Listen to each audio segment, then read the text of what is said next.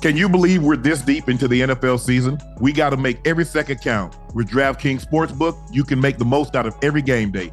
Bet on your favorite teams for a shot at winning big bucks. New customers can score $150 instantly in bonus bets for betting $5 on any matchup. Get in on the action with DraftKings Sportsbook, an official sports betting partner of the NFL. Download the app now. Use code Shannon. New customers can score $150 instantly in bonus bets for betting just $5 on the NFL. Only on DraftKings Sportsbook with code Shannon. The crown is yours. I am the diamond ring wearing, Rolex wearing, limousine riding, private jet flying, kid stealing, wheeling dealing.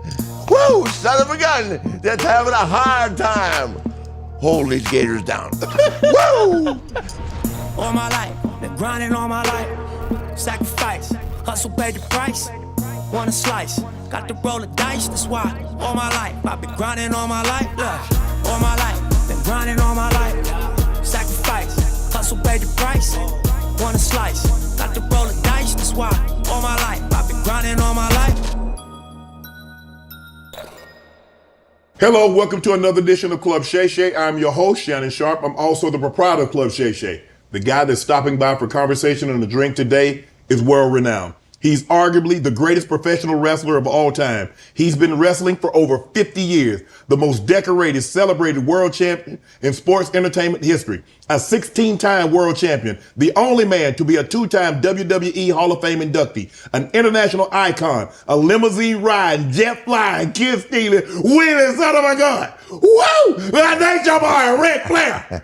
It's good, man. How you doing? Great. Man, we got a toast.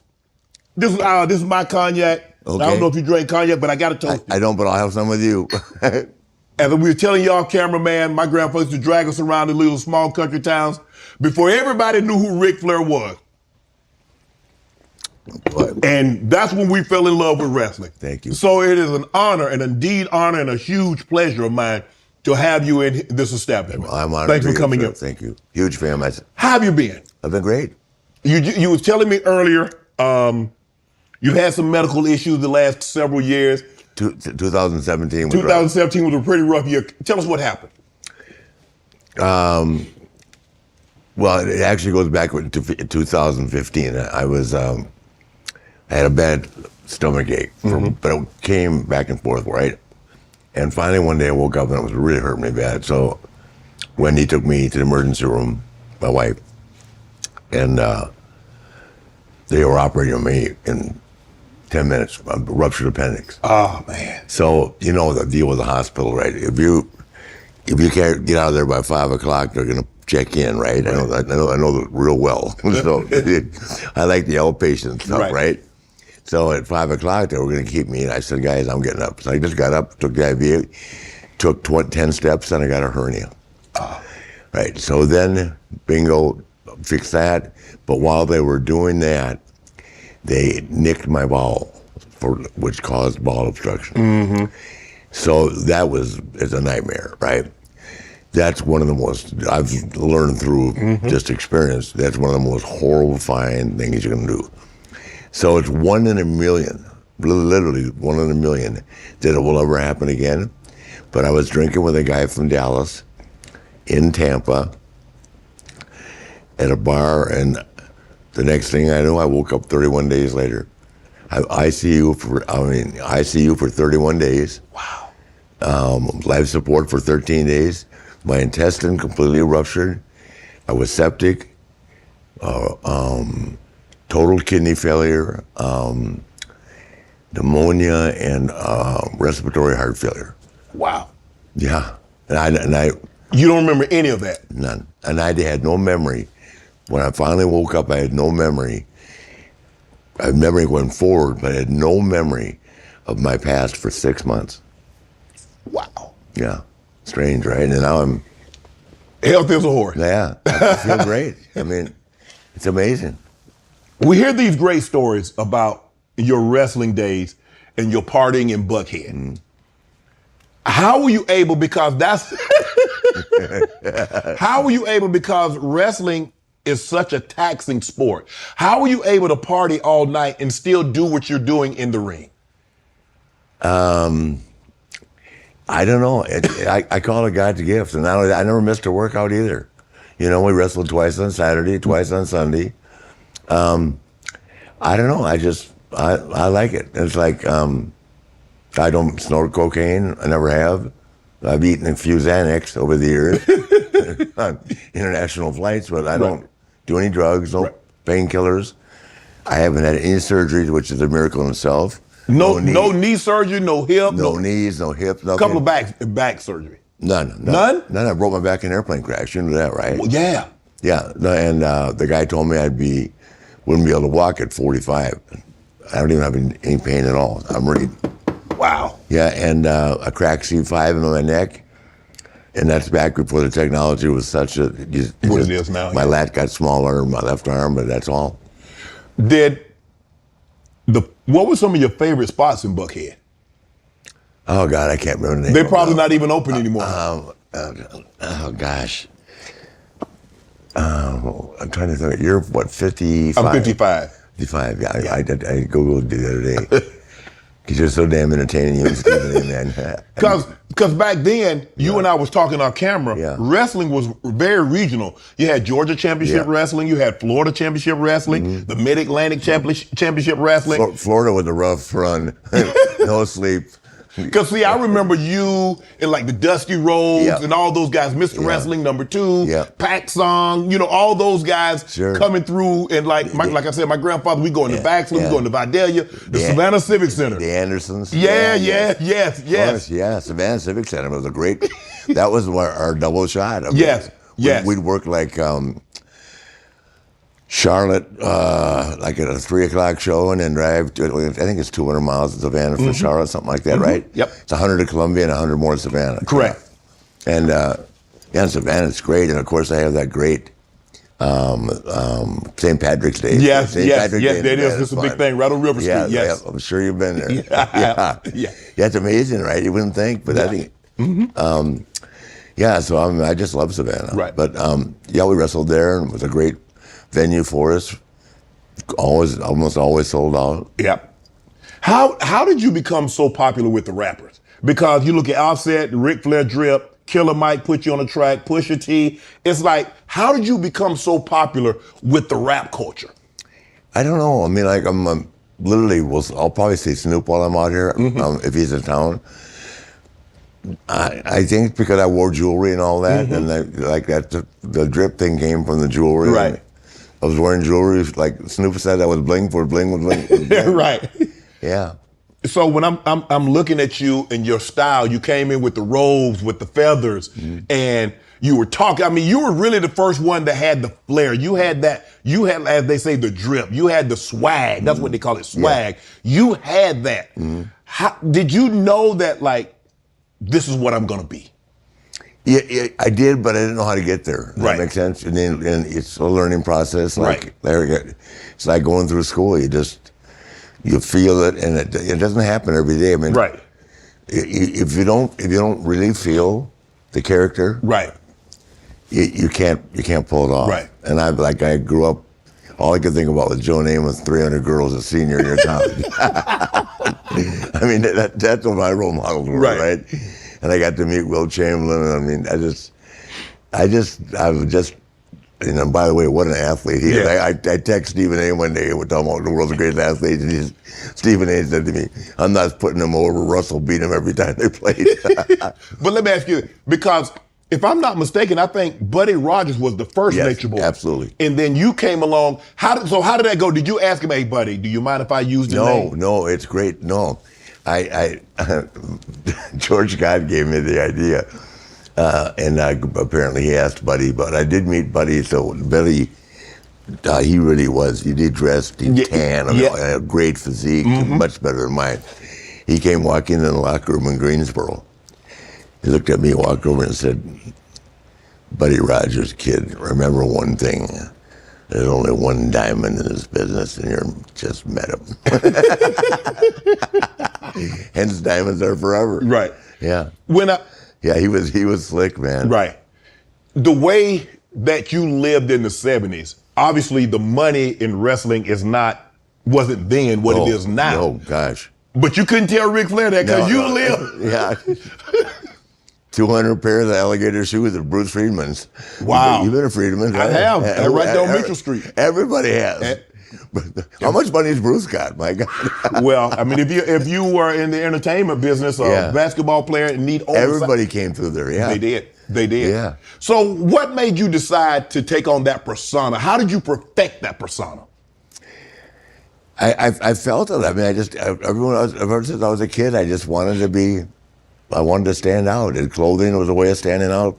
Being a good athlete is a way of standing out. Being real smart in school was a way. And obviously, I wasn't real smart in school. 13 years in high school. So that was rough, too. The good news is you're going to stay another year. So when did you realize that wrestling, because I read you were pretty good in sports, but did you think wrestling was going to be your ticket to stardom and fandom? No, never. So how did you get into it? Because I went to Minnesota on a football scholarship. Right. And I didn't predict. We all know what the word predict means, right? Right. And actually, all you had to do was go to class there. You know, back then, right? Check in and walk out the door, right? Right. But I got in a fraternity, and that 2-mile walk and 30 below zero weather, the minute I got into that fraternity house, it was over for me. I lived there for a year after I was out of school, right? And my parents thought I was still in school, right? Because you're from Minnesota, yes. Born and raised on a farm. So obviously, if you're on a farm, you got to work. You can't. No. I wasn't raised on a farm. You weren't raised. My dad was a doctor. Doctor in time. Okay. My dad made me work on a farm. Okay. Every summer to learn.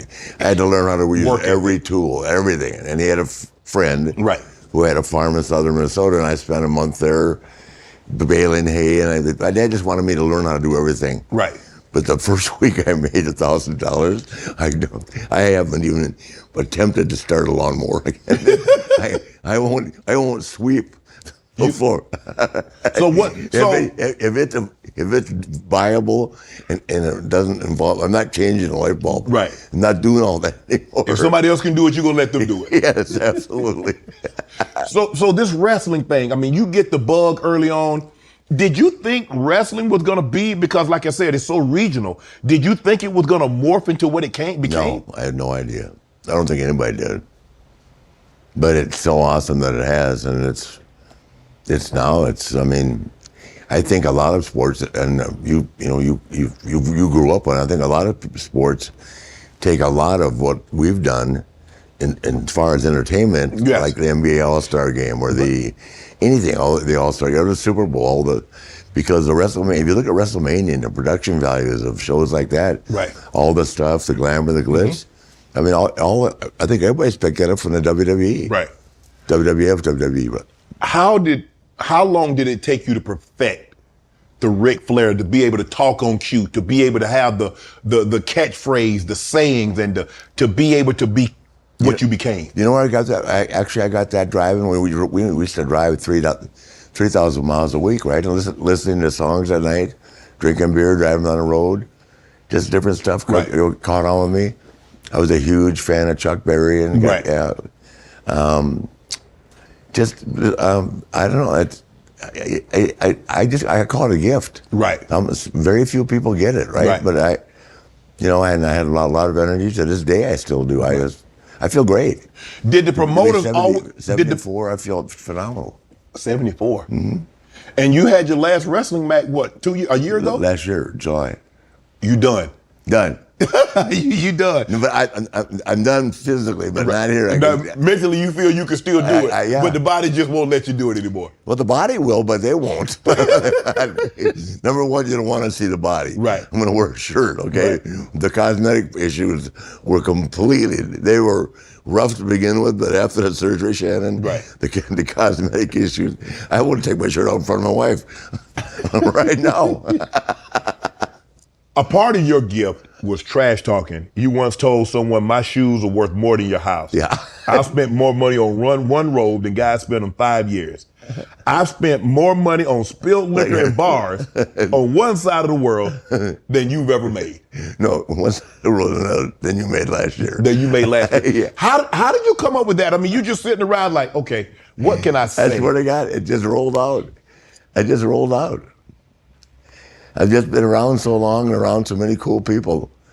You know, you hang around cool people, you learn things. And just a little bit from everybody. Even today, I'll meet a guy and I'll think, God, this is really cool. You know what I mean? And it's pretty hard to impress me right now. Right. I mean, you've seen Stephen A. impersonate me in that. I mean, what greater honor is that? Right. Than to have a guy as legendary as him. Right. Impersonate you. Like when he came to Tampa for the Dallas game. And, right. Well, he's struggling with Dallas this year, isn't he? Yeah. Dallas look like they're doing pretty good things. Yeah, they look great.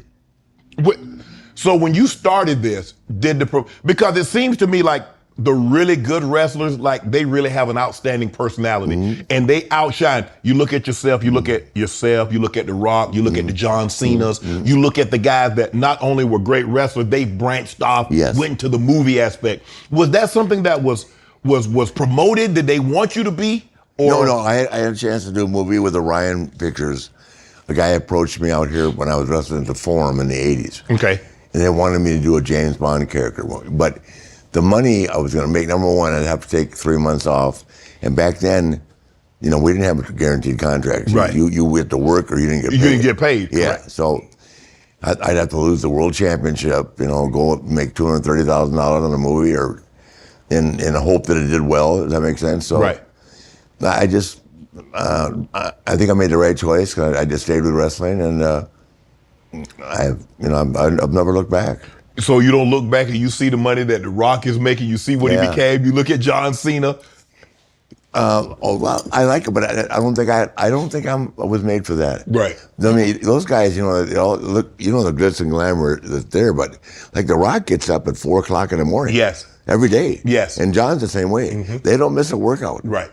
And then it's all day long. Right. Take, retake, take. Even when I make commercials now, after an hour, sometimes I'll look at a guy directing the thing, because it's always, now they have these 2 or 3 directors, right?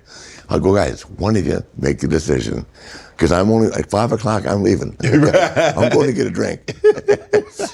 So I don't know how those guys do it, but they're successful. And geez, Dwayne is just in another place. Unbelievable. Yeah. So when you started this and you started your persona, and then all of a sudden the cameras really came into effect and they started putting you guys on television. And that's kind of like when the Ric Flair really took off. Yes. When people could actually see you, not just in the ring, but they could hear you also. TBS. Yeah. Yeah, that took off. So how do you okay, I'm on, did you know you were onto something? Yeah, oh yeah. I felt it. I just, you know, and then someone said, you ever been, actually I'm good friends with Pete Rose, right? Okay. So Pete said, you know, they're buying your shoes over at Friedman's, right? So I went over there with him and Ozzie Smith one day and they spent $40,000 on shoes. Wow. Ozzie, Dave Parker, whoever, I can remember, and Pete. And I spent like $3,000. But you know, I mean, those alligator shoes. So you got a pair, they got like 10 pair. Yeah. I got the starter kit. Right. So when you talk about trash talkers, because you're one of the greats, so who would you put on your Mount Rushmore of trash talkers? Ali, Mayweather, Deion Sanders, The Rock, Michael Jordan. Who would be on your Mount Rushmore of trash talkers? Well, I am such a fan of Deion Sanders, but Deion's calmed it down. Yeah, he has. Vintage Deion. Yes. I mean, the playing Deion in Atlanta. Yeah. I mean, I understand why, and he was able to turn it down. Right. But obviously, Muhammad Ali. You know, trash talkers. I'm trying to think of myself. You know, it's hard to talk trash because number one, people have got to be thick-skinned. Yes. Because it's not real. Right. But you're trying to make people mad. Yeah, you try to make people mad. You're trying to sell an event. I'm trying to sell tickets. Right. No. So, and back then, I didn't go over and say, I'm going to say this about you. I'm just kidding. So they had no idea that you were going to say what you were saying? Never. No, and with me and Dusty, it was whoever went first went last. And I made him a deal one day. I said, okay, you go, so we're not going to argue about this because he could really talk. Yes. The American dream. The American dream, brother. he may be the most gifted. Roddy Piper would say, Yes. oh, yeah. Yes. So Roddy Piper, Ali, Dusty Rhodes, Dion, I mean, all those guys I looked up to. And I mean, Right. A couple of them were Roddy's my age, would have been my age. Right. Dusty a couple years older, but I mean, those guys were great. And Dion, my God. I remember when he was on that show when he talked about LT sending the girls. You remember that? Oh, yeah, you talking about he was on the NFL Network. Yeah, no, and he said the Boomer Esiason or something. Oh, yeah, on CBS. Yeah, he said, don't tell me that LT didn't send you one too. You've heard those stories, right? Yes, yeah. yes. So I remember. And I know LT really well. I'm sure you do. Are you surprised by how many famous people know Ric Flair, rock with Ric Flair? Because it seems like everybody, they get the same, like when I saw you, because this is my first time meeting you, but I grew up watching you. Mm-hmm. And a lot of famous people and celebrities, athletes, entertainers, rappers, get the same impression that I got when I met you. I'm just a regular guy. Where we going tonight? But because it seems like you said, you've been in this business for over 50 years. Yes. And anybody that's my age that watched, you're the most recognizable. Now, probably you and Andre are the most, because Andre was such a massive of a man. I saw him one time in my life, and when you're 6, 7 years old and you see somebody that size, you're like, that's the biggest man I've ever seen. Yeah. But you're so recognizable. You can't think of professional wrestling without mentioning you. Oh, I'm glad. I'm honored to say that. Are you? I've just been lucky enough to live longer. I mean, I think the fact that I didn't do a lot of drugs. Obviously, I drank a lot. That's documented over and over again. But drinking's not illegal. And I keep telling people all the time. They tell me that I have like a drinking problem. Right. I'll say, at 74, let's say I'm a regular guy, I'm retired, right? And I go play golf all day. And drink all day on the golf course. Then I go to the clubhouse afterwards, which is the way the day works. Right. Gamble, play cards, drink some more, and go home. You're just a regular guy. Right. You go to the bar at 5 o'clock, stay till 9 o'clock, you're an alcoholic. I mean, right. That's how they perceive it. That's the way our culture perceives it, right? You mentioned something. You said, like, I've never done drugs. Mm-hmm. You're 74 years old. I've done Xanax, yeah. Done Xanax. But a lot of guys that were younger than you have gone on. Why? Because I think it applies to all sports, but to our sport particularly because of the fact that we never had a day off. They don't understand the word moderation. So hypothetically, steroids, right? Mm-hmm. Well, if I take 1 cc of test, 1 cc of Deca, right? Mm-hmm. And I look like this, well, I should take 2. Right. Everything's in moderation. Right. It's like now I'm in the cannabis business, right? Mm-hmm. I can take 2 or 3 hits, right? Right. But I can't smoke with Mike Tyson. I don't know who can. I don't know who can. Or Snoop. Or Snoop, my God. I mean, it's unbelievable. And I mean, and it's like now when we're selling the edibles, like the edibles got me off the Xanax. Right. But, if I have a bad day, I still jump on a Xanax. Right. I'm not sitting here and tell you I don't.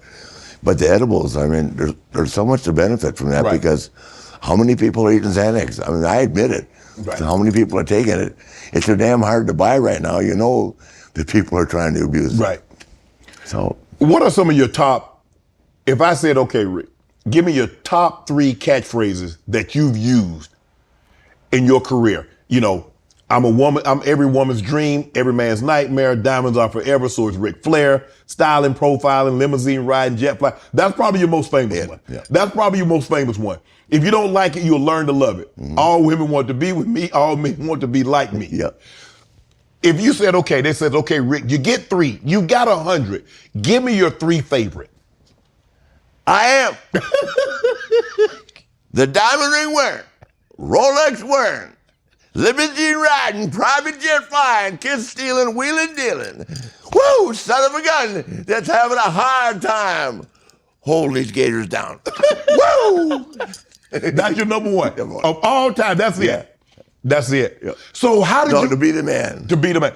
How did you come up with that? I got it off a song about trucking.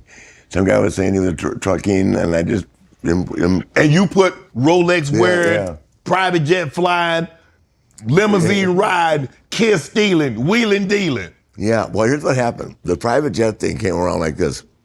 So I was the United States champion. I'm wrestling Blackjack Mulligan. Yep. I'm glad I can. You understand what I'm talking about? Yes, right? I do. Charlotte was sold out, but I'm in Greg Gagne's wedding. Right. Fernie Gagne broke me in. Yeah. So I told George, God, I said, I got to have this Saturday. He said, "You're not having Saturday off." He said, so I chartered a private, back then I got a Lear 9. Right. To go to Minneapolis from Charlotte and back for $2,700. Okay. And now that would be $50,000. Yeah, but $2,700 back then was a lot of money. Oh, yeah, $2,700. And they filmed me, right? Getting off the plane, coming back. And I made it to the Coliseum at 7:30 and we were sold out. And so I started the private jet thing, and then it just kind of went from there. Yeah. But that's basically what that was. I just said I couldn't disappoint my friend and not be in his wedding. Right.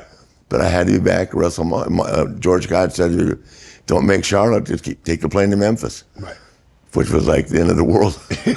That's where I was born. Did it bother you when people called you cocky? No. Because they're gonna come see you regardless. Yeah. So when you wrestled, you mentioned like you, and I know Blackjack Mulligan and Sergeant Slaughter and all those guys, Baron von Raschke, you know, like you mentioned, the Anderson brothers. So if you wrestle Blackjack and Charlotte, you've traveled on down to Savannah and wrestled him again. Yeah. Different cars. Yeah. Yeah. We had the kayfabe back then. Right. And you know, there was no talking. With different locker room. There was. You could get fired for riding with one of your opponents. Really? Oh yeah. Back then in those days, because because they wanted the appearance that you really didn't like each other. Yeah. You know, of course. Yeah. Now it just accepted and it hasn't hurt the industry. But back then the word kayfabe was huge. Right. So and the guys it was a really tough business back then too. I mean, the guys were tough guys. Right. There was nobody wanted to lose, you know what I mean? And there was no 25 agents to talk about it. It was just two guys, you know? So how do you come up with a strategy? Like, who's gonna be the hero? Who's gonna be the heel? Who's gonna win? Who's gonna lose? How did you guys come up with that? Well, I think the personalities made the determination on who was going to be the good guy or the bad guy. And then, to be honest with you, for me, because I just wanted to get along, I said, beat me. I'll just be better than you. Right. I mean, to myself. Right. And I was. Right. So by the time he got through, by the time the match was over, you could be right in the middle of the ring. Everybody's going, I got to see that guy who's laying on his back again. Right. I went to war with every night, you know, the deal taped right there. And when all else fails, cut it. Yeah. Just a little nick. You're already perspiring. Yeah. Blood's gonna be everywhere. You got the blonde hair. Yeah. Savannah was bleeding grounds, man. Yeah. Oh man. You don't know how many times. Thunderbolt Patterson. Thunderbolt Dog, two boy. Ooh. Oh yeah. Remember him? See, now you going way. Now that's all Georgia championship wrestling. Yeah. Man, those were the good old days. Thunderbolt, man. But you know, now they got schools that'll teach you how to wrestle. Yeah. Did you guys have that when you were, or No. you just learned it on the fly? Well, I went to a wrestling camp, but they just beat us up. Nobody even taught me from my first match. I never did anything but get beat up for 8 weeks by Vern Gagne and tough guys. Right. You know, guys that are amateur wrestlers or, you know, the real good that are in the business, right? Right. Because they wanted to break you. Right. And if they broke you, then you didn't make it. Right. So the objective when I broke into business was to break you or see if you had it. And once you had it, then they'll start helping you. Right. So it's different. But now, so did they teach you how to fall? I mean, you do the drop kick and do you fall like this? Or when they suplex you and how to, you know, you do the body, you come up the top rope? Yeah. That's all you learn it by yourself. Right. But And people like, okay, it's scripted, but you still have to learn how to fall. You're still falling. Oh, absolutely. And you're falling from 10, 12 feet. And some of the mats are just like this. Yeah. I mean, now, like WWE, they've got like, but basically even today, it's 4x4s, plywood, and are like a wrestling mat. Right. You know, that's all it is. Right. It's hard. But it has to make that sound. Yeah, There's sure. a sound that the audience needs to hear. Yeah. Yeah. And it's still to this day, just like when you wrestle, it's kind of the same. Yeah. Well, the rings are much better now. Better. Yeah. So how do you? I mean, like you said, you're doing it every day, and some days you're doing it twice a day. Yeah. Is that why you think some of the guys maybe did the drugs in excess because of the pain? Of course. And you know what I noticed? A lot of ex-football players started wrestling. Ernie Ladd turned into Big wrestling. Cat, really good friend of mine. Yeah. Chief Wahoo McDaniel played with the Broncos. Wahoo was my mentor, man. Yeah. So what is it about? And we see, a lot of what's the Paul? You know Wahoo. I know I'm glad you know all these guys. You know Wahoo had the state high school rushing record until Billy Sims broke it. Wow. Yeah. Wahoo ran a 10 flat 100. Yeah. Yeah. He played for the Broncos. And I didn't. And the Jets, the biggest story about Wahoo, when they drafted Namath, every time he made a tackle with the Jets, right? Right. They'd take, you played middle linebacker. They said, guess who? And the whole crowd would go, Wahoo. And then they drafted Joe Namath, true story, they traded Wahoo. Wow. I think he ended up with Miami. So I just wanted to ask you this, because your name, although it's spelled differently, it was, I think, Fleur? IEHR. IEHR. How do they determine a name? Do you get to keep your real name, or do they give you a name? How did that happen? How do you get a name? Well, I went to Vernon Gagne, the guy that wrote me, and I said, I want to be Ramblin' Ricky Rhodes. I wanted to be Dusty's brother, right? Okay. And Vernon Gagne looked at me and said, you're crazy. I don't know what you could do. I don't see what you see in him. Because Dusty and Dick were just funny guys. Right. They just enjoyed life. And he said, you're Ric Flair, that's a cool name. I said, Ric Flair is cool? He said, yeah. And then, you know what? And I just went by that name. And when I went down to Charlotte, it sounded natural. And it got on. And then I was at an autograph signing. It's funny you mentioned that. Maybe a year ago when Terry Bradshaw was there. So I know Terry a little bit, right? He said, Ric Flair, that's the greatest name in the world. I like Ric Flair. I said, I'm thinking to myself, and I want to call myself Ramblin' Ricky Rhodes. I mean, it would. I don't know if you'd have been the same. No. The Nature Boy, the Ric Flair, the blonde hair. Oh, I had my hair curled and everything like Dusty. You had the curly hair like Dusty, huh? Yeah. Because Dusty, if I'm not mistaken, he lived in Marietta, right? He did, yes. Yep. Yeah. I'm sorry. I just. I was crazy. Oh no, I love it. I was like, I thought about being a wrestler. I was like, man. Yeah. Well, you got the physique to do it, man. Yeah. All that falling football was tough enough. Yeah. And to do that every day for years and years, and you did it for 50. Yeah. Wait, let me tell you, you'd be surprised at the number of football players that could come in and didn't make it, man. Right. You remember the guy, the Mars man from the played for Oakland, from Columbus, Georgia. No, not Matusak. Black guy. Otis is Strunk. Otis is Strunk. Yeah. Yeah. He came in the ring one day, gone. And the other guy, Holmes, played with Ernie Holmes, Pittsburgh. Ernie Holmes. Pittsburgh, yeah. One day he was out there. The guy that was shooting the rifle. Yeah. He was only there one day too. Not because he was tough. Right. But he didn't like. He didn't like the wrestling. Now that's. Yeah. I mean, but they put, you'll know the name because you like wrestling. They put Otis and Strunk in a cage match with Mad Dog Vachon. Oh man. Mad Dog was jumping around. He was clawing. So how do they determine the type of match? Because you got the Texas Death Match, you got the cage match, you got the bull rope. I remember the bull. You're tied to each other. Yeah. You got the steel cage match. You got the Indian strap match where Wild ripping you with that damn strap. So how do they determine the type of match? That's the promotion. To this day, they try to figure out something different, right, to capture the imagination of the public. So who is your favorite wrestling opponent? Of all time, Steamboat. Ricky Steamboat, the Dragon. Or Sting, who went down here now. Okay. Because Sting had the main event. He had a gym in Atlanta. Sting, main event, yeah. Sting and Luger. Yep.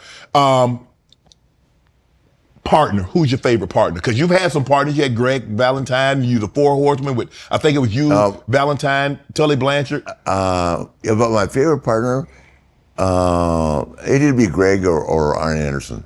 I wasn't in a lot of tag matches. We were in those 8-man of war games. And all those were crazy. Right. Jesus, but it sold out. But my guy Extreme would come in last, who was a legitimate badass, right? Right. And we'd be throwing blood on Mike and everything. He'd get that tag, man, when he came in, because we're going home, he would kill everybody. we just knew it. Because the cage is only this high, right? Right. There's a ceiling on it, right? You can't crawl out of it, right? Right. So he picked up J.J. Dillon on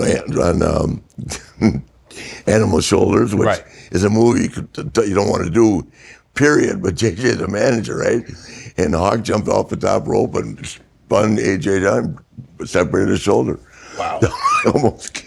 But, so what happens when you have, because obviously guys have had separated shoulders and dislocated elbows and torn ACLs, but you're slotted to wrestle 30 minutes. And that happens 10, 15 minutes. Well, they used to say, finish the timeout? No, like I've had referees that me, Hayes, like Michael Hayes, the PS from the Freebirds, right? Yep. Is an agent, and he told the referee, because they have earpieces, right?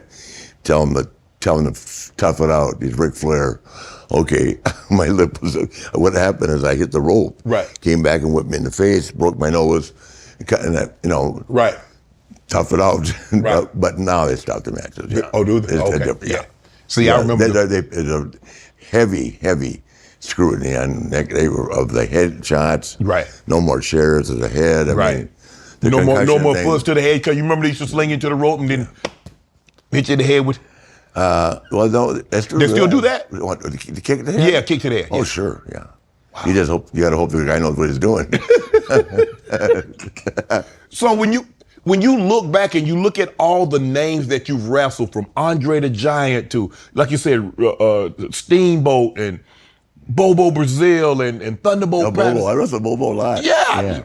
You remember Bobo? I do. Benton Harbor, Michigan. Abdullah the Butcher. Yeah, well, Abby and I are still friends. He lost a leg to diabetes. Yeah, because he used to have a barbecue spot in Tampa. In Atlanta. He got one in Atlanta? No, it was in Atlanta. Okay, yeah.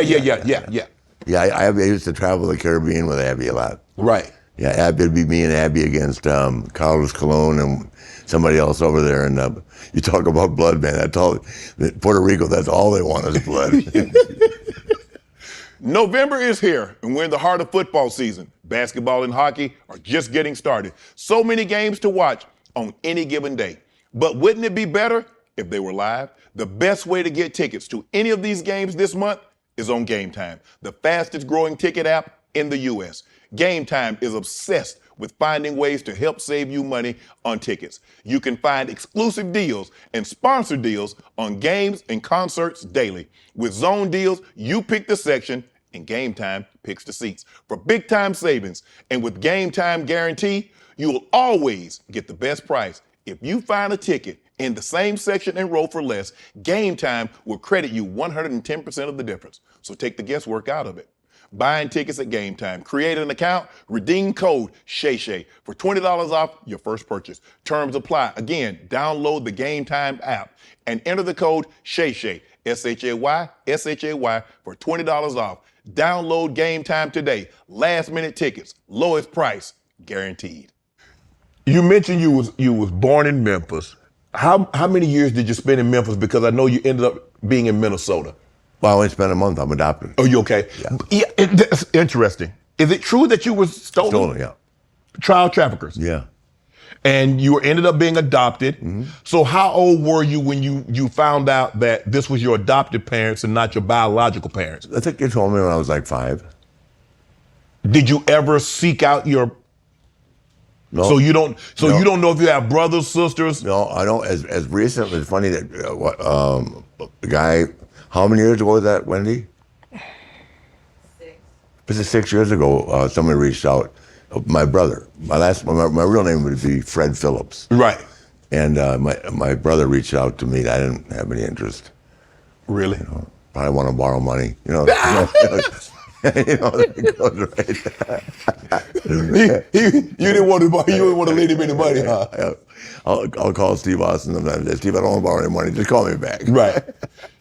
You mentioned your dad was a doctor. Your mom was an actress. She worked for she wrote a book called In Search of Audience, and she was she was not an actress, but she worked at the agency, Sir Tyrone Guthrie Theater. Okay. And she was like, what would you say? I don't know. They both were very smart. Right. My dad had 2 doctorate degrees. Right. One in theater and English, and one in medicine. What type? When you talk about your dad, you light up. He was a big influence on you, wasn't he? Yeah. He made me learn how to do everything.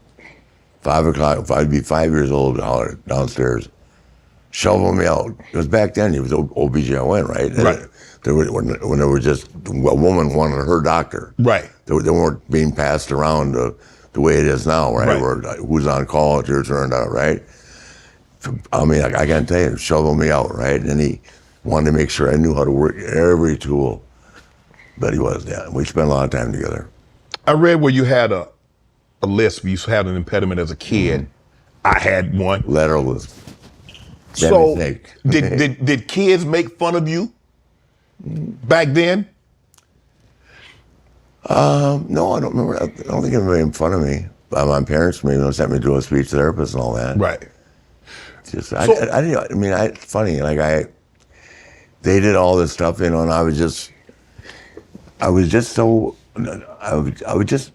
like to have fun, and like they spent a fortune probably on braces, and then I never wore my retainer. Right. And it's right there. All I had to do is put the retainer on. Right.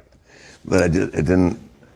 Does that make sense? I just like to be out having fun. Did you understand that your upbringing was kind of different than your friends in the neighborhood because you had a doctor as a dad? Did you understand that?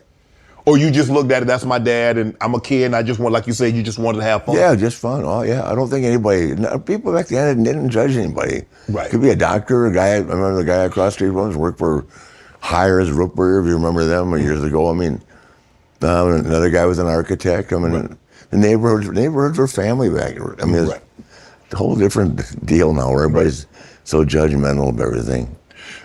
I read where you went to boarding school. Mm-hmm. 13 years. Right.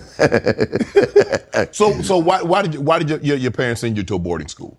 Because I got in trouble riding a motorcycle around. Well, first of all, I got busted trying to buy alcohol. How old were you?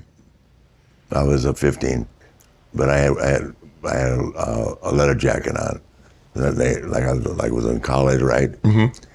And so they arrested me. My dad was on Father's Day. My dad had to come get me. And then another time, my parents had bought me a Honda 50, and I was riding there innocently around Lake Calhoun in Minneapolis. And they got arrested. And so the guy said to my mom and dad, it's military school, reform school. And so they put me in Wheeling Academy. And back then, 10,000 a year is a lot of money. Yeah, for sure. Yeah. Back in I started in 64. But when you think about it, they really loved you, Rick. Yes. Because they could have. Yep, I know. Do you look back at that time and like, wow, this could have went this way, could have went that way, but because of them, it went that way?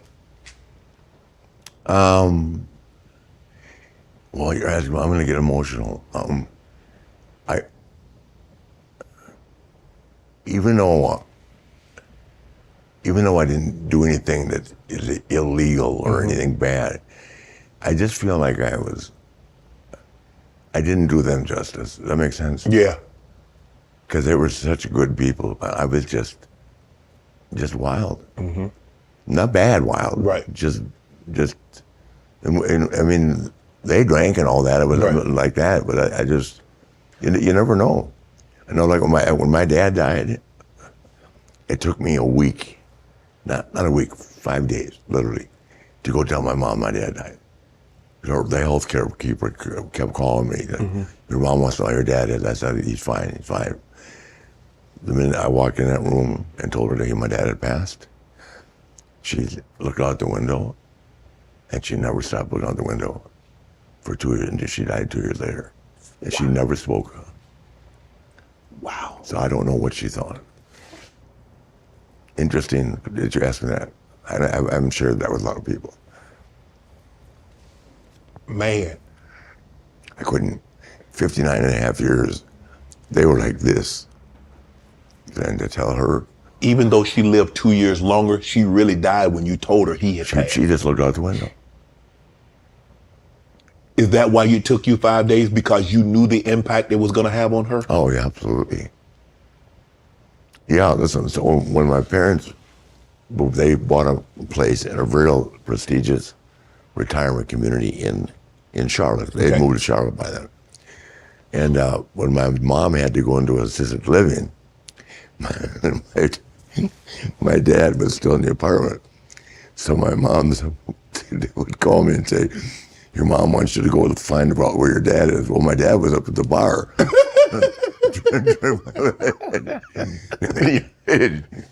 she couldn't walk to get there, but boy, she didn't like him at the bar drinking at 78 years old. Right.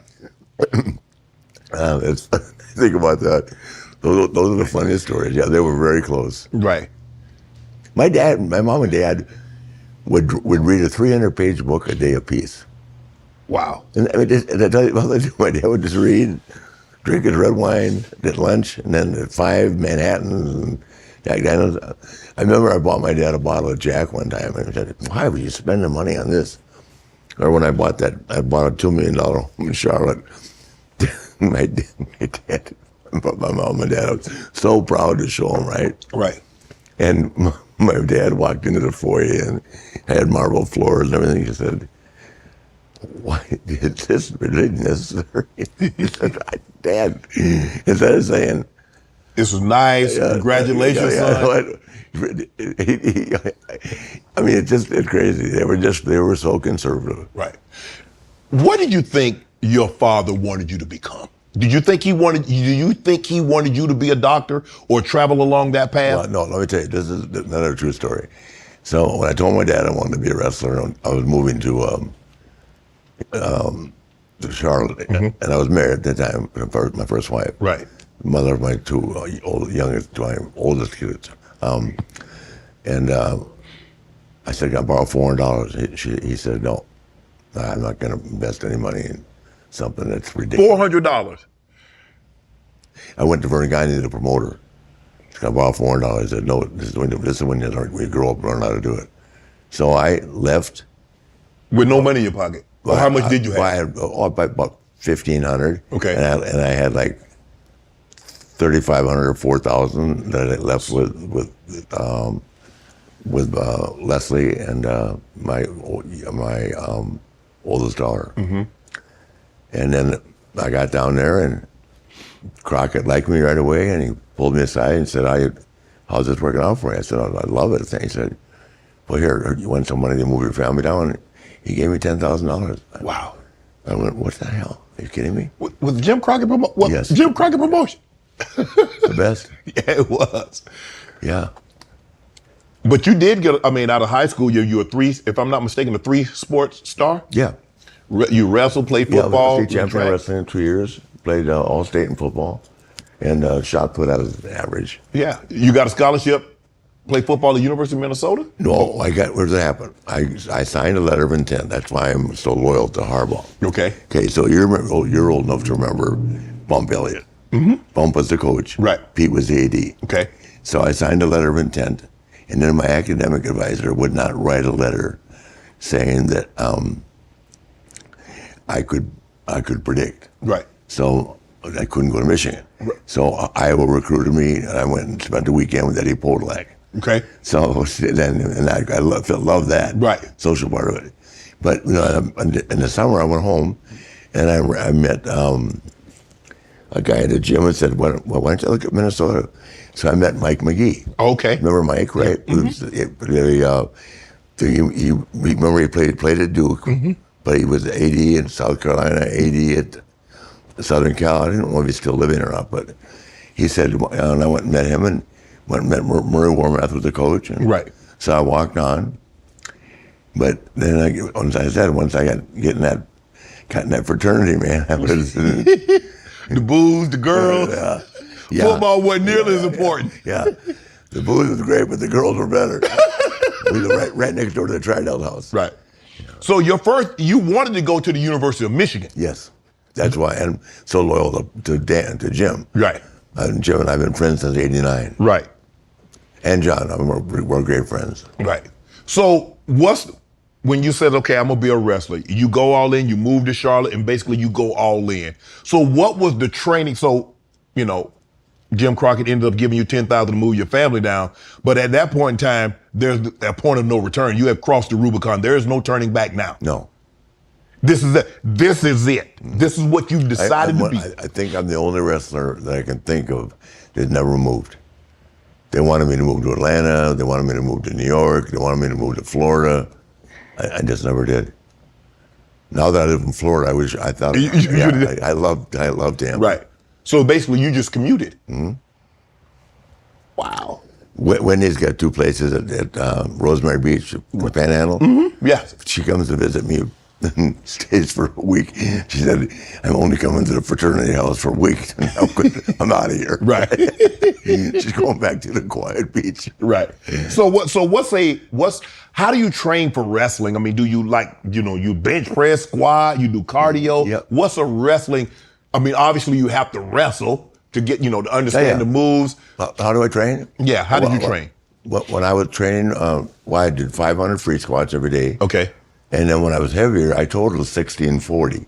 So I did a 485 bench, 530 squat, and 600 deadlift. Okay. I couldn't stand doing squat, but I weighed 310 pounds. So even after I broke my back, so I went down to 180, right, and the plane crash. Right. I never got my bench back over maybe 3 1/4. Right. But at that point, it's staying in great shape. Right. The key for my success is I was in better shape than a lot of guys. It's hard to go an hour. Right. 2 hours in one day. Right. With Ricky Morton, we did 2 hours on Saturday, 2 hours on Sunday, and we did that's 9 hours in 1 week. Wow. 9 hours of wrestling. It's a lot. Yes, a lot. I mean, 9 hours of carb. But so how do let's just say you're wrestling Ricky Steamboat. Mm-hmm.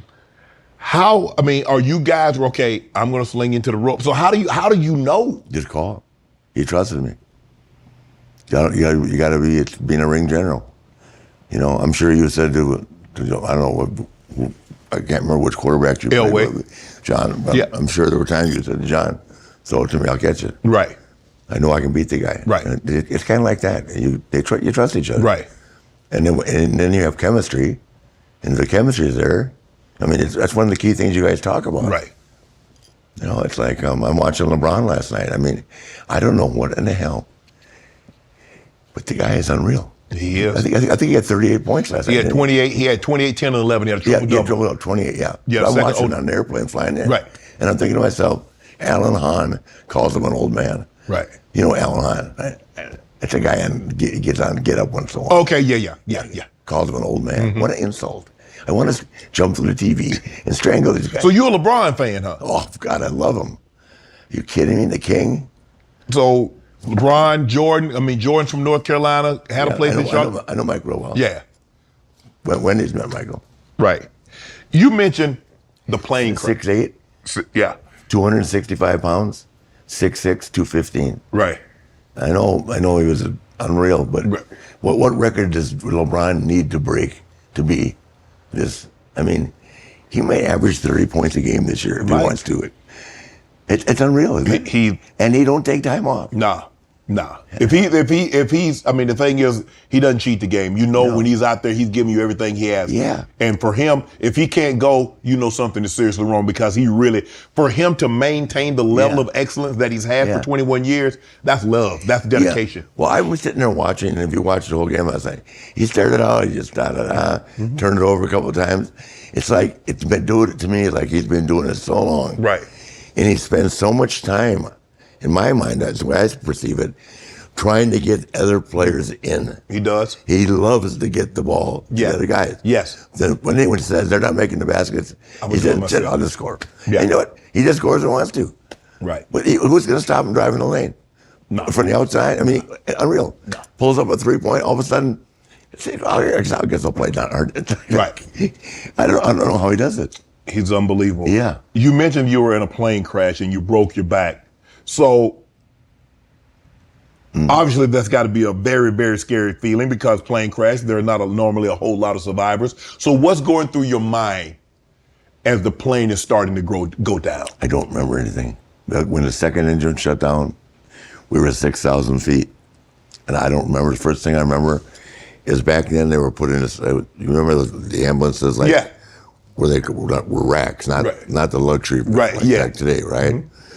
I just remember them saying, I think we might lose this one.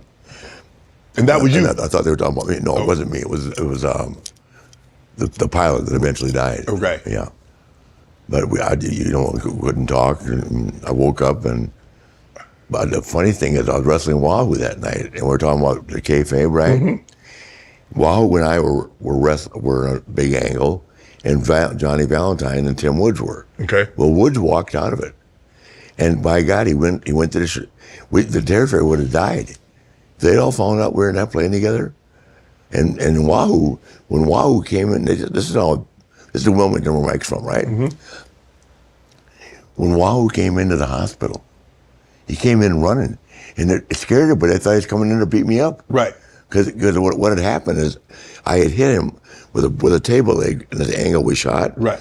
And a nail, the table leg didn't break right. Right. And I hit him with a nail, put 40 stitches in his head. Wow. So then they playing all that. The hospital was scared. They called the cops. He did come and see if I was okay. Right. I was laying on a metal table. And he said, "Boy, all right." He was right. Right. Well, he ran hard, man. I read where you switched seats. No. That didn't happen? No. No. As a matter of fact, I did want to. I like sitting in the front seat. Right. But Johnny wanted, and Johnny is senior. But had you been in that seat, could the outcome have been different? Oh, entirely. They pulled John. Well, John didn't have a seatbelt on. Right. So they pulled John up right here, right? Pulled his arm out of the dashboard. Wow. Like this. And of course the pilot ate the steering wheel. Right. And you said the pilot ended up dying. Yeah, a year later. Right. So how severe was John? Paralyzed. They couldn't treat people in Wilmington. Right. And by the time they flew him in a military plane, he and Bob Bruggers, to Houston. Mm-hmm. But by the time they got there, that kind of stuff needs to be treated right immediately. Away. Yes. Yeah. Yes. So what was your recovery? So how long? I went from 255 to 180, and first of all they said I wouldn't wrestle again, and then 6 months later the doctor said there's something wrong. It's kind of like. Did the thought of not wrestling again ever cross your mind? Yes. Yeah. Was that the first and only time that the thought of wrestling might not happen again crossed your mind? Has there ever been any other injury or any other situation in which you said, you know what, there's a chance I don't wrestle again? No, that would be. Everything else is fixable. Rotator cuffs, Jim Andrews, everybody knows that Jim Andrews, right? Yep. Yeah, Jim used to say to me, every time I work on you, it's like putting a piece together, putting a piece of old leather together. Right. Because my tear, said, was the size of a quarter on both my rotators. Wow. Because I waited so long to do it. So now you survive that. You come out, nobody can tell that you went through this tragic injury. Mm-hmm. Did you feel different? Did anything about you, did you change the way you wrestled? Did you change anything? No, it just took me a long time to land on my back. Right. And I used to remember, there was no payphone, no cell phones back then. I would call the doctor at home on the payphone. Right. In the lobby. People going, hey, woo, Ric Flair, right? I'm going, Dr. Johnson, you sure I can do this? He said there's only one way to find out. Right. I can't guarantee everything. I would call him every day. But when you fell, when they slammed you on your back, or you fell on your back for the first time, and you're like, okay, yeah, I'm okay. You know, actually I was okay with that. The hardest thing was going into the turnbuckle. Yeah, the heart, boom. Yeah. And then like taking a backdrop. So George Scott, the unsympathetic guy that he was, he made me wrestle an hour every night in 1976 until I took a backdrop. That's where the guy throws you in, right? Right. And lifts you up. And you flip it, yeah. So finally one night I said, I'm not doing another hour in front of 200 people in Farmville, Virginia. Right. So I took it. I was fine. But it's like everything else. You gotta try it out. You lost weight. You took the insurance settlement. Did you take the insurance settlement and bought a caddy? Yep. Blue Coupe de Ville. Coupe de Ville. Yeah. Did you need to get the caddy to be part of the persona, to be the nature boy, to be Ric Flair? It had to be a caddy. Yeah, Dusty Rhodes. You only come through one time. Why not pass by in a Cadillac? So did you drive that car from location to location? Mm-hmm. Wow. So it's not like it is now, because these guys now, do they still wrestle like you guys? They don't do it like you guys did it, do they? Do they wrestle in small cities and? Yeah, they don't know, but they're much more sophisticated. But they still work. Like my daughter's schedule, she'll wrestle 155 matches. Right. And then if you're on top now, the difference for us is if you're on top in our business now, even on your days off, you're doing media. You're doing promotion all day long. Right. Radio. I mean, it's not like you ever have time off. Right. So because when you had the belt, you still had to wrestle. You still had your obligations, although they weren't like what they are now. Yeah. But you still, like you said, you was wrestling twice on Sunday, twice on Monday, and you probably had a couple of gigs on Monday and Tuesday. Yeah, of course I did. And I didn't one year. Well, actually 3 years, but 1 year, the most I ever wrestled was 425 times in 1 year. 425? In 1 year. There's only 365 days. I know, I'm talking about, remember twice on Saturday? Yes. Yeah. So what did your body feel like? And it never bothered me. But you didn't know any better? No. Do you think there's someone that wrestled more in a calendar year than what you did that 425?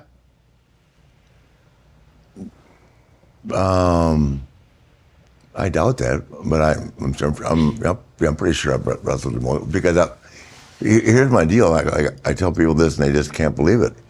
I was in Melbourne or in Sydney, 1 hour, right? Right. Flew to Auckland, right? 1 hour, right? Mm-hmm. Flew to Christchurch, right? Mm-hmm. 1 hour. Flew to St. Louis, 1 hour with Harley Race. Right. Flew to Atlanta, 1 hour with Dusty Rhodes. Right. And took off for Tokyo. Wow. 1 week. In 1 week. So that's a lot 20 of plus thousand miles. That's a lot of drinking. You speak of your relationship with Harley. Mm-hmm.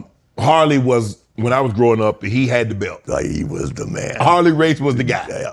Yeah. I don't know, did you ever wrestle Nick Botwinkle? Yeah, well, sure, once in Winnipeg. Right. Yeah, Nick was great too, but Harley Race, your kind of guy. Yeah. So you believe, Shannon, Ricky took Roger's gimmick to a whole new level. So give me your Mount Rushmore of wrestlers. Well, my Mount Rushmore, see, it's hard to do because I obviously love the old guys, but in a contemporary world, it's Undertaker, mm-hmm. Hogan, Austin, and Shawn Michaels. Okay. Because Shawn is the greatest of all time. Really? Yes. Better than you? Yep. Not talking, but right. in the ring, yeah. Right. I can't. You got to give it up to him. I knew that the day I came home, and my little son said, "Can you do moonsault?" I said, "Why? Why? Shawn Michaels can." So what was it like when your first match against Andre the Giant? What was that like when they told him, okay, Rick? It was so ridiculous.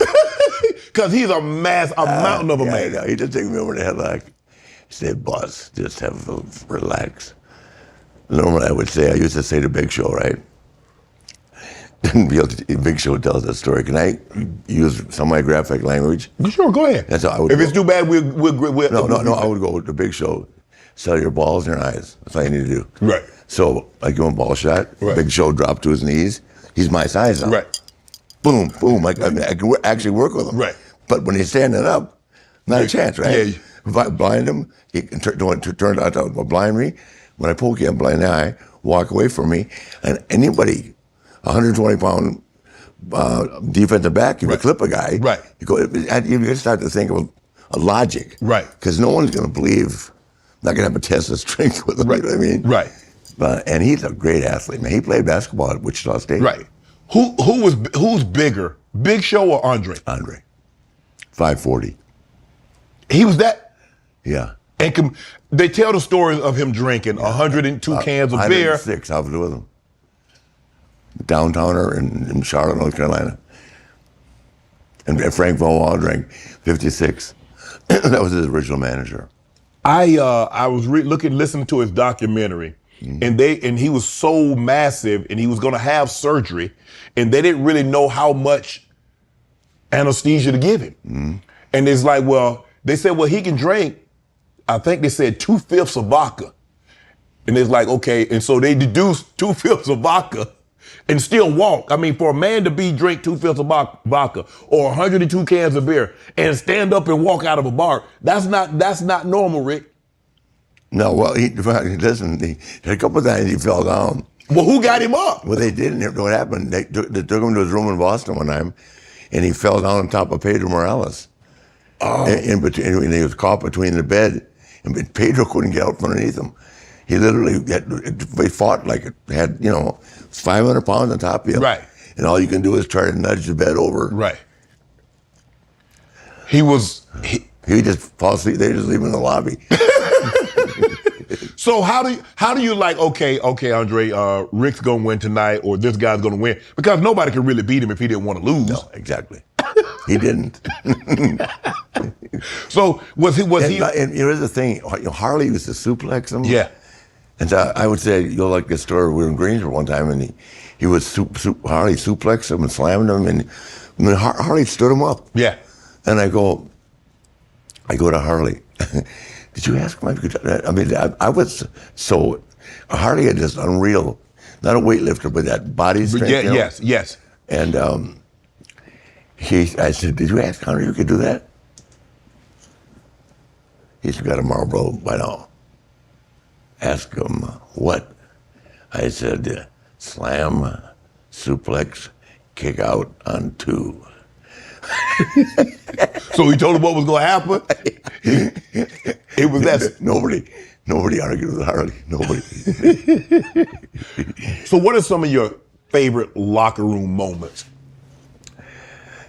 Oh, just the camaraderie. You know a good locker room or a bad one, right? Yep. When you're winning, everybody's in a good mood. I don't know. I don't know. My thing is, I just want to be happy. I want to get along. It's hurt me financially to say that, but rather than argue about it every night, just beat me. Right. Okay. If I got to fight you for my pay, I mean, it takes all the fun away from doing it. Right. If you're not having fun, there've been days, I'm sure, when you go, I don't want to do this. Right. I don't want to fight with it anymore. I don't want to be part of it. Was it hard to be in a locker room or wrestle someone that you didn't like, or did you not? Or did you get along with everybody? Oh, there are a couple of guys I didn't really get along with it, but you just internalize. You don't bring that to work, though. No, you can't. You just make yourself miserable. The move. So, your move was the figure 4. Yes. How did you come up with that move? I got that from Buddy too. Mm-hmm. Well, actually, Jack Briscoe. Right. I did ask Jack if I could use it. Right. Jack was great. Jack and Jerry Briscoe. Jack and Jerry. But listen, Jack Briscoe, junior year, Oklahoma State, right? Right. 31-0, 31 pins. No one scored a point on him. Wow. He was going to the Olympics, and he got a girl pregnant. You know, back then, that took precedent. Yeah. You got a job. Yeah. 31-0. No one took him down. Wow. Yeah. I mean, I think about that. When I talk to Jerry, and Jerry's still tougher now. To this day, I see Jerry quite a bit. How many different wrestlers do you think you've wrestled over your career? God, everybody. Not the new guys now, but I haven't missed anybody. Yeah. Because I remember you wrestling from, like you said, Blackjack Mulligan, Hulk Hogan, Sergeant Slaughter, Andre the Giant, Bobo Brazil, Abdullah the Butcher, Dusty Rhodes, Wahoo, Mr. Wrestling #1, #2. Yeah. Baron von Raschke. Von Raschke, the great Baron. Yeah. So how difficult was it to go from good guy to heel back and forth? Because you're one of the few guys that could do it, Rick. Yeah, but I hated being a good guy. Did you? Yeah, because I don't have that. I don't drop kick, right? Right. And all I really have is a good guy is a chop and a woo. Right. I mean, I still would rather be taking the bumps. I'm better. Right. I'm much better at being a heel. I mean, I'm looking at, Andre the Giant, Sting, Randy Savage, Lex Luger, The Giant, Kevin Nash, Undertaker, Stone Cold, Big Show, Triple H, Booker T, The Rock, Rowdy Piper. Who's who? To name a few. To name a few. And a lot of them, our younger generations, like I said, we go back and you talk about Abdullah the Butcher, Bobo Brazil, Thunderbolt Patterson, the Junkyard Dog, all those guys, Tony Atlas. Yeah. That was a rivalry. Yeah, Tony, I broke him in the business. Yeah. Yeah. Tony, a state high school champion from Roanoke, Virginia. Mm-hmm. So what was your favorite match? I've seen Tony close grip, right? Right. Bench press 505 for 8 reps. He was had unbelievable physique. The triceps. Yeah. Mr. World, I think he won one year. Yeah. He if I'm not mistaken, I think maybe a couple of years ago I saw him still wrestling. Tony, I don't know. Is he he's about your age, isn't he? He's younger than me, but I broke him in. Yeah. He's probably in his 60s though. Late 60s? Yeah. Or mid, yeah. Yeah. So what was your favorite match to be a part of? If one match you says you're gonna remember you remember this match forever. Because they bring it up almost every year. The either the I Quit match I had with Terry Funk in New York, Clash Champions, or the match with Steamboat, or first night I met Jim Harbaugh in '89, called Chi-Town Rumble, where I dropped the title to Steamboat. Right. So when you go into a match, how did they decide, like, okay, Rick, tonight you're gonna lose the belt. Okay, Rick, tonight you're gonna keep the belt. How did they come to that decision? Promoter just asks you and you do it. See, that's why when I'm 16 champion, technically I've won the title 21 times. Right. You know, I told you about when we were in New Zealand, right? Right. I'm wrestling Harley. Harley goes to me, I wish you could have met him. Like this, he goes, let's do Ricard. Steve Ricard was the promoter. Right. A favor, and you drop the title to me tonight. But that wasn't what was playing. No, but he just called it. What am I going to say, Harley Race? And you pick her back up tomorrow, and then we head back to the States. I said, well, now I'll get in trouble. He said, no. Who's going to tell him here? I'll tell Ricard if he says a word. I'll come back and see him personally. Sure enough, they found out. So that's 16, 17. Right. Then same thing in San Domingo with Jack Veneno. Right. The hot potato. We had a full-scale riot. He tried to give me the belt. I said, I don't want the belt. Keep it. and then I went to go back and get it. Right. And then same thing in the islands were rough. Right. Trinidad with Brody. Right. Brody was a big Tough guy, boy. Weapons, I mean, they have the brass knuckle match, you have barbed wire, thumbtacks, bats, sledgehammers. I mean, so how did you know to like the tape, and sometimes they have the tape on the wrist, and how did you know? I just wore mine on my finger. Yeah. Some guys carried it in their mouth. I didn't like that. No. So, and the guys carried it on tape like that. Right. But I kept it right there. You didn't. You weren't scared that. Never. I couldn't. I got to the point where I couldn't work without it. Really? In an hour. Sometimes when you're wrestling a guy that can't wrestle 10, it's like it would be like you, an 11-year-old kid trying to throw to you. Right. With I'm trying to think who's a great corner. Oh yeah, what the corners now? You got Pat Surtain, you got Well, a guy like Deion Sanders. Right. Yeah. And an 11-year-old kid trying to throw to you, right? Right. So I wrestled guys like that, and for an hour, the abdominal stretch ain't getting it. Right. Put the sleeper on, right? I mean, the guys can't do it. Right. But the promoters, they wanted to get that. They didn't want to get beat. They were their hometown hero. Have you ever? When was the last time you wrestled a match and you didn't bleed? I didn't. Yeah. I didn't bleed at all in the latter years of WWE. Right.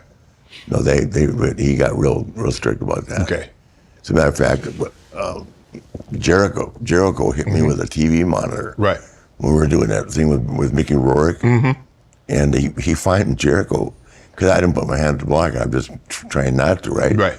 He put 25 stitches on me. He didn't fine me, but he fined Jericho 25 grand. Wow. And Dave Bautista cut himself in a cage match one night, and Vince fined him 100. And when Vince lays the law down, none of that. So guys don't bleed anymore.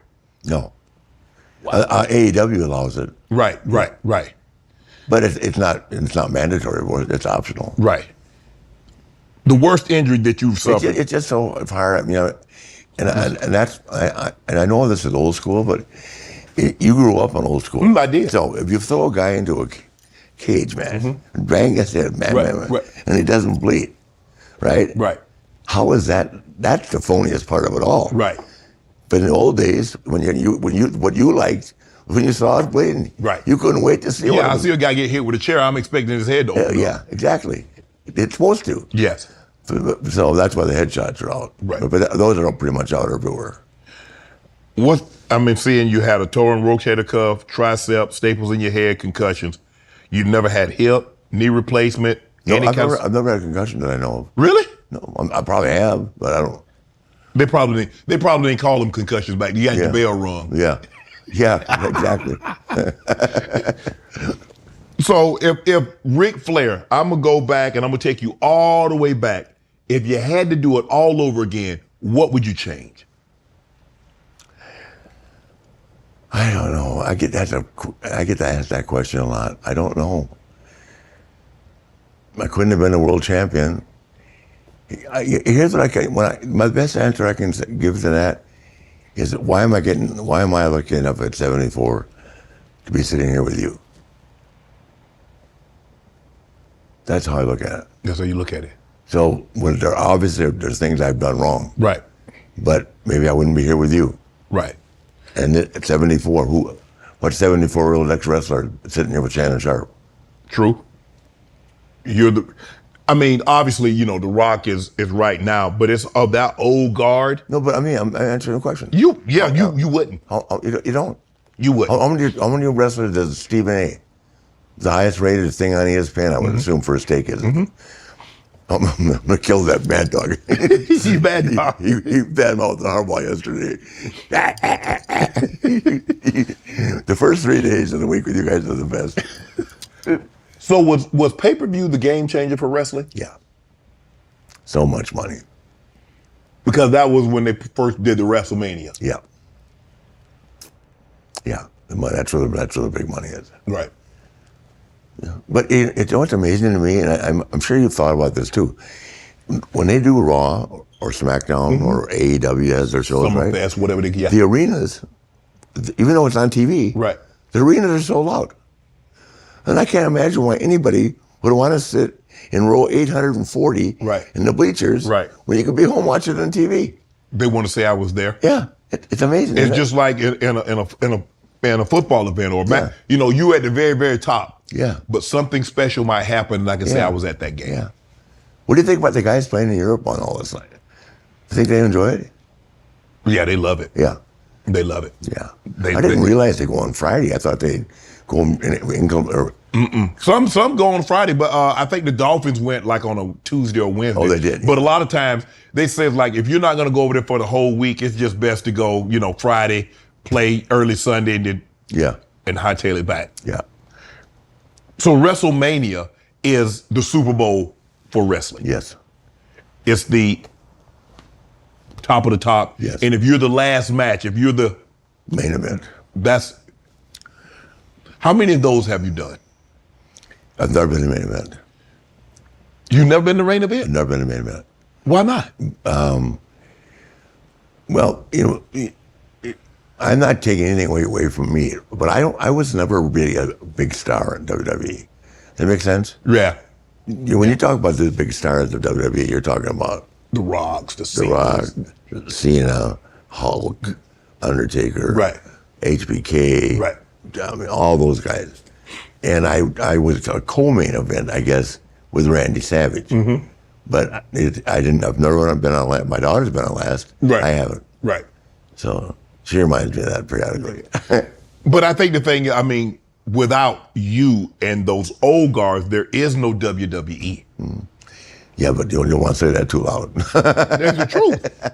They came along after. Yeah, but I was a main event for 10 Starcades. You know what that is. Yeah, you know what? And you mentioned that I forget who you told me you were fighting in Puerto Rico, and they tried to give you the belt. You're like, nah, I don't want the belt. San Domingo. Yeah. Yeah, Jack Veneno. You're like, nah, they gonna ride it. You know who was sitting in the front row watching? Albert Pujols. Really? Yeah. First time I saw Albert, I didn't know at that time. Right. Yeah. I'm like, nah. You like, I don't want the belt. He became an international hero when he beat me. Wow. So how many times did that happen? I remember you said something earlier. You said like local promoters, when their guy was fighting, they wanted their guy to win. Yeah. And you acquiesced to that. You're Ric Flair. These guys are not Ric Flair. And you was like, okay, cool. They wanted to go an hour. I didn't. No, what happened was that with the NWA champion, either the champion got his Duke raised, Right, or he won an hour. right. That was the rules. Are the rules similar now? No. Hours are pretty hard. It's hard with television and that to put together an hour. Yeah. There are some guys that can do it. They're few and far between. Right. Because they're not trained doing it. Right. In all fairness, it's like, you're trained to be a specialist at that. Right. When I first got the belt, I thought I was the greatest. I found out in about 2 weeks that I didn't know shit. Seriously, I didn't know anything. Because what comes along with Because I was wrestling Wahoo and guys like that every night. All of a sudden, I'm in Kansas City with Bob Brown. Or I always crack on Kansas. I feel bad, but in Wichita, in front of 200 people, Right. going an hour. Whew. wow. Is Vince McMahon the greatest wrestling promoter? Yes. What makes him so good? Afraid of nothing. He used to say to me, the only thing that I compete with, and only because of the brand name, is Disney, Walt Disney. Right. He did.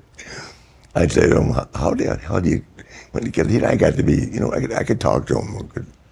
We really could relate once in a while. And I'd say, how do you keep your game face on? Because he never lets the game face out, right? Right. So, because I got 300 people in the building here right now that are depending on me to keep my game face on. Right. And he's got a set, man. Did you always have? What's your relationship with him like now? Well, I don't talk to him much now. I saw him at WrestleMania last year. There's a lot's going on. Right. But no one's it's not privileged information. Right. So I just think he's on the down low. Right. I know Taker went to Saudi to watch Fury with him because Tyson's worked for us before. Right. Did you see that? I did. Yeah, Mike trained that kid. Yeah, he did. Yeah, Mike Tyson. Me personally, I think Ngannou won. Yeah, me too. I'm watching him going, you kidding me? I think he won. Yeah. Right. Yeah. So when they have events like now? They paid Mike a fortune for that. Did they? Yeah. Wow. Well, he did a great job. Mike's in good shape. Yeah. I just saw him the other day. Yeah. He runs every day. He's Like the Super Bowl, America, like the Super Bowl. The NFL will bring their best players. They'll bring some of their greatest, the Lawrence Taylors, the Joe Montanas, the so forth and so on. They'll bring those guys back. When they have WrestleMania, do they bring the older wrestlers, the great older wrestlers back? Mm-hmm. So so you still feel close to the game to the sport of wrestling. Oh yeah, yeah. I feel close. I think some people are upset with me now that I went to work at AEW. I don't know why. Right. But you think I guess, and I'm sure you feel the same way. If you're acknowledging and you think I've contributed to the business, right? And I know I have because I hear it every day. Right. You would think that they would let me do whatever I want to do. Right. As long as it doesn't affect them. Right. I'm not going to get on TV and say AEW is better. I'm not doing something stupid. Right.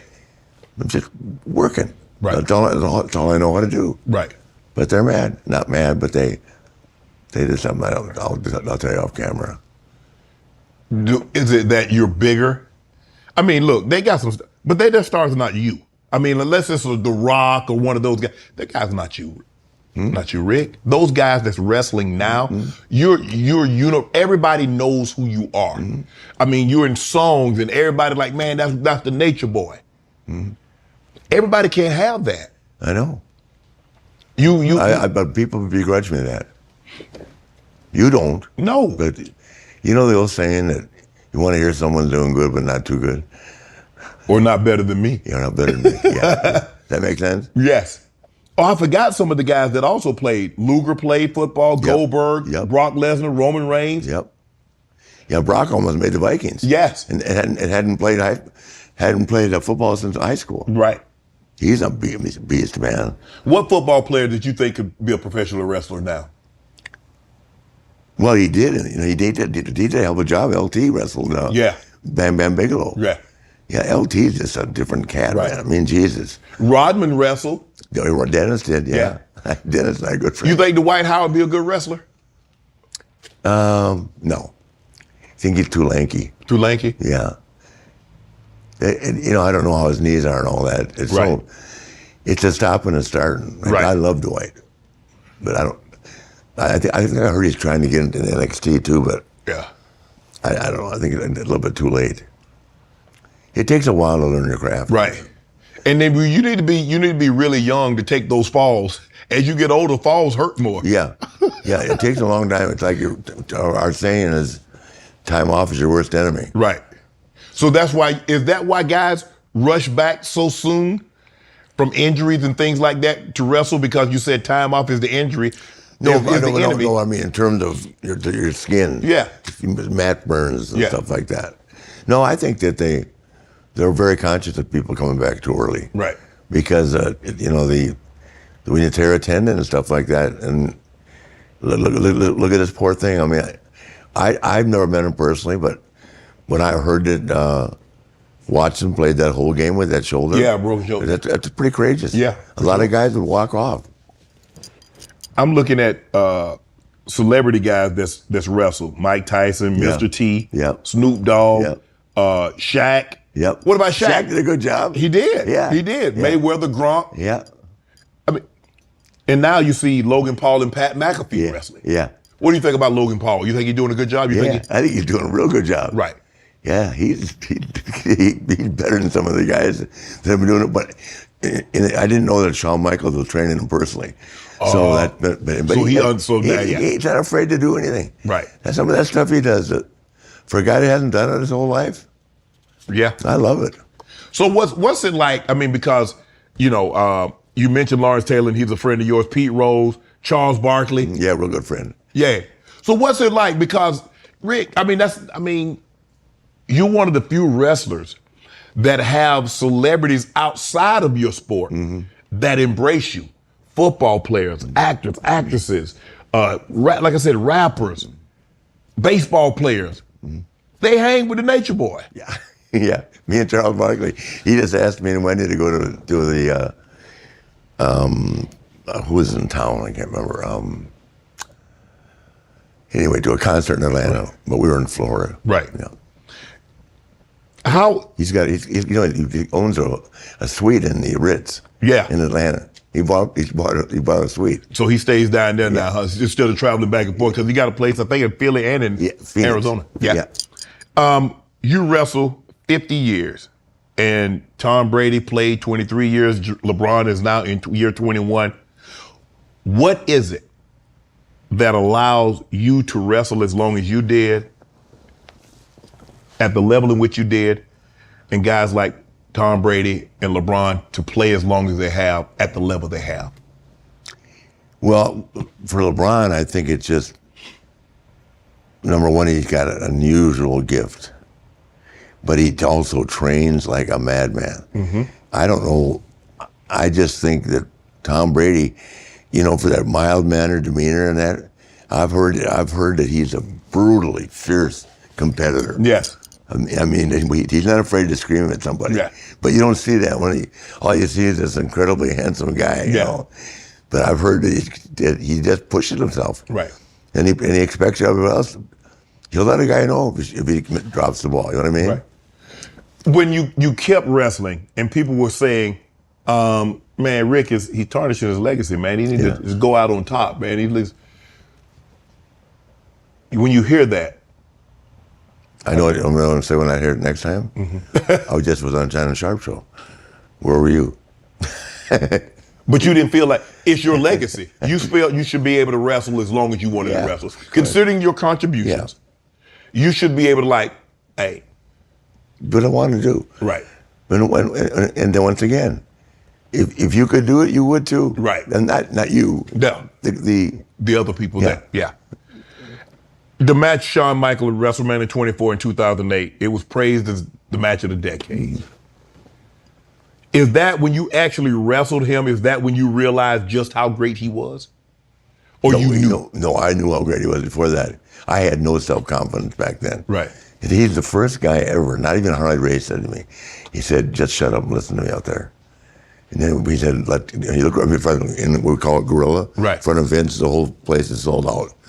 Shut up and listen to me. And I could have gone on, they offered me to be the main event with Shawn at there, but I said it's got to be the world title.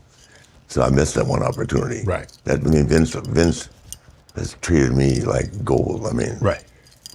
Anyway, and he worked for both of us. Right. He did all my spots. He took a slam off the top and all. I was dying. Wow. Yeah. How did your wrestling career impact your kids and your relationship with your kids? In Korea? No, your kids, your wrestling career. Because you're on the road. You said you have been. I never saw him. Yeah, and I never expected when I got divorced, I never expected Leslie to move to Minneapolis. So one place NWA didn't go. So I think I only got to see him in the summer for a month. Did they hold that against you? I think they did then. But I'm just still so close to both my daughters. Right. You look at life at the end of the day and you go, this is another saying that we say, well, when you're 50, if you have 5 friends, you're lucky, right? Right. I'm 74, I've got 10. And I got 50, and I just made another one today. Right. And I'll be texting you every time I see him. Tell that guy, thanks, Stephen A. Your daughter said, instead of time, he would bring me back like 16, 20 Cabbage Patch Kids at a time. Yeah. Because you understood what it was going to take for them to live the type of lifestyle. Kids don't understand it. Mm-hmm. Kids don't understand, they have no sense of money and what it takes to go to those private schools and to get whatever they want to get. You understood it. They want time. And I think now, as they're much older, they understood Yes. what you were doing. Yeah. So do your daughters have kids of their own? My oldest one does, yeah. My youngest one not yet. Yeah. She's right in the peak of her career. Right. So I ain't no know, kid. I don't know.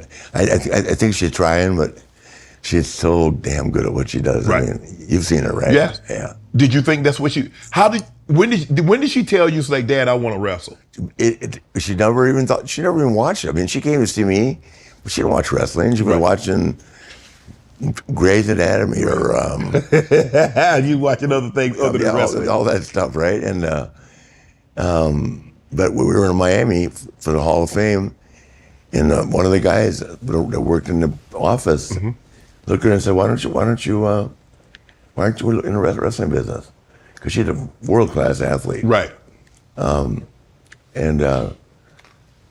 she looked at him and said, "I don't know." And she got up and walked away, and I watched her walk around the room. I knew what was coming next. She walked over and sat down next to me. "Dad, do you think I could do that?" And my exact words were, I said, "I'm sure you could, but why do you want to?" Right. And in June, she was in Tampa. Wow. No, that was April. In July, she was in Tampa. Wow. But you never tried to push, you never tried to sway them either to do it or not to do it. No. That was going to be their decision, and whatever they decided. Your son's death. Yeah, she actually fulfilled his dream. That's kind of our... You found him. You found your son, correct? Yes. So, because he was going to be the wrestler, he was going to follow in Daddy's footsteps, he was going to take on the Flair lineage and keep this thing going. How did that impact you, Rick? Killed me.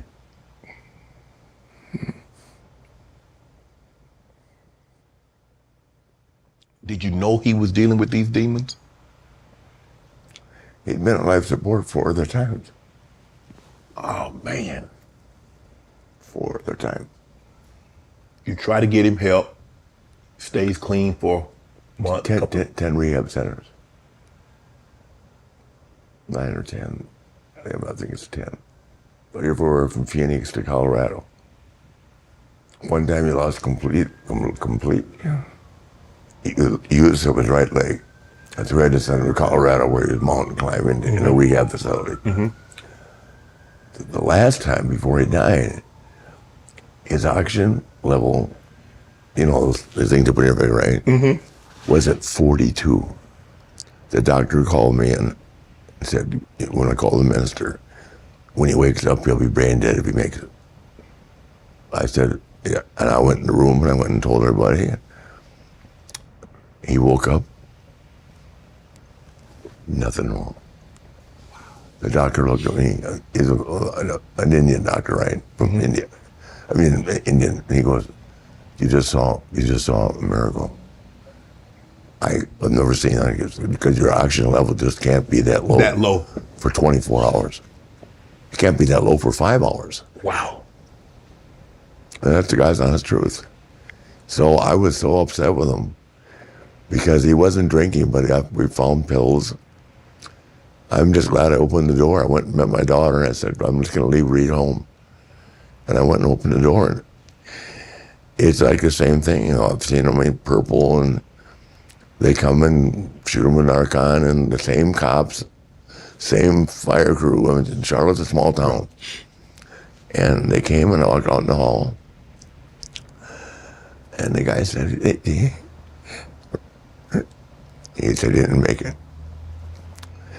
I walked across the street to a bar. That's truth. And I just drank for 5 years. You blamed yourself? Yep. Why? Because you don't think you were a father, you were more of a friend? Yes. What could you have done differently, Rick? I don't know.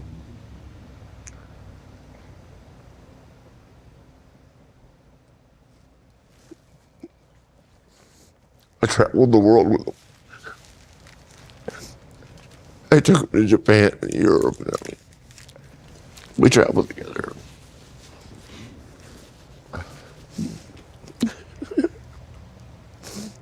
I don't know. Don't know what could have been different, except that's it's so easy for these doctors to say, you got to let them bottom out, kick them to the curb, Right. And I just could not know. You could I could not know.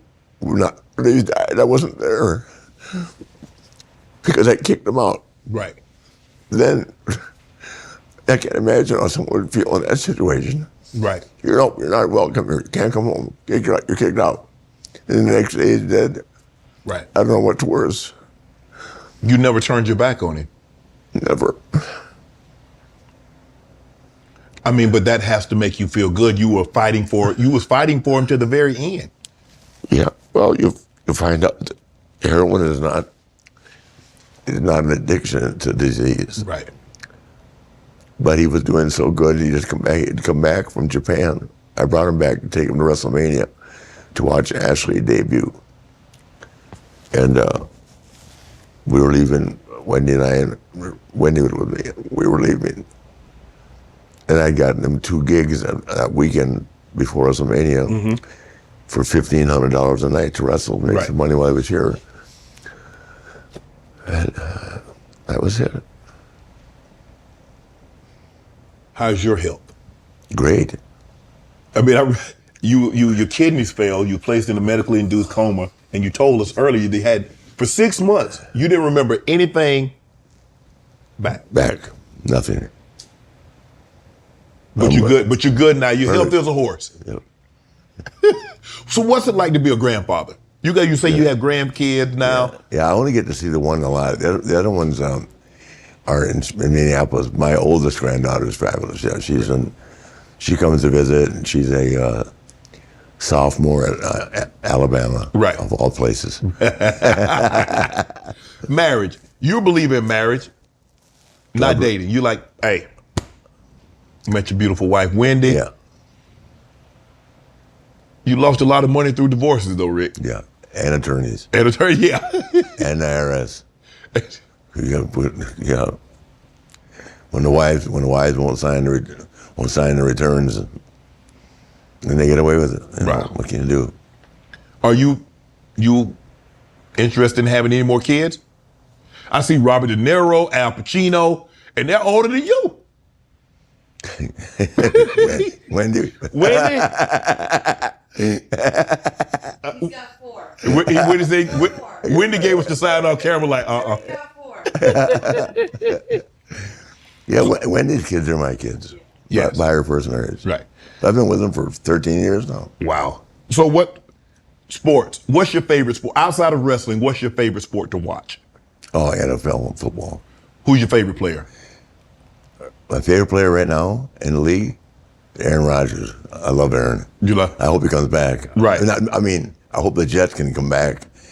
I don't want to see him get hurt again. Right. But I can't get over the way he has that. I mean, that quick release. He didn't have it, and I mean it's accurate and right. strong. I guess my favorite player right now, I love Travis Kelce. I've never met Patrick Mahomes, but met Travis.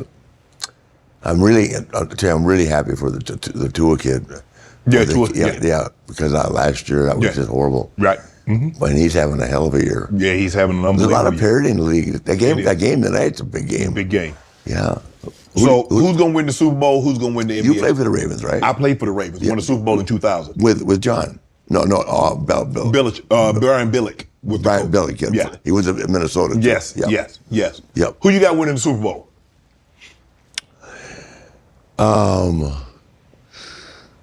Well, just because it's so damn entertaining, I hope Dallas gets beat.